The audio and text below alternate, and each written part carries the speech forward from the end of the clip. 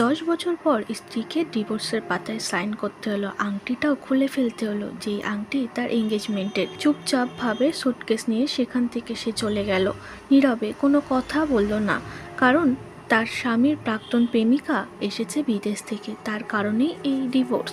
তার স্বামী বলেছিল যে তোমাকে এতদিন আমি স্ত্রীভাবে দেখিনি, শুধু একজন কন্ট্যাক্ট বিয়ে হিসাবেই রেখেছি। কঠিন সত্যিটা তার স্ত্রীর মানতে খুবই কষ্ট হয়েছিল। সে কাঁদতে কাঁদতে চলে যায়। তার গার্লফ্রেন্ডের দেশে ফেরার আনন্দে বন্ধুদের কাছে পার্টি রাখে। যখন বন্ধুরা সকলে আসে, খাবার টেস্ট করে থাকে, প্রতিটা খাবার খুবই জঘন্য খেতে। প্রথমবারের জন্য এই সিইওর মনে হয় যে তার স্ত্রী কত সুন্দর, প্রতিদিন তাকে রান্না করে খাওয়াতো। সে অভ্যাসবশত তার স্ত্রীকে মেসেজ করতে যায়, তখন দেখে তার স্ত্রী তাকে ব্লক করে দিয়েছে, যেটা সে একদমই মানতে পারছিল না। ঘরে ঢুকে দেখে প্রতিটা জায়গা বড্ড বেশি ফাঁকা ফাঁকা।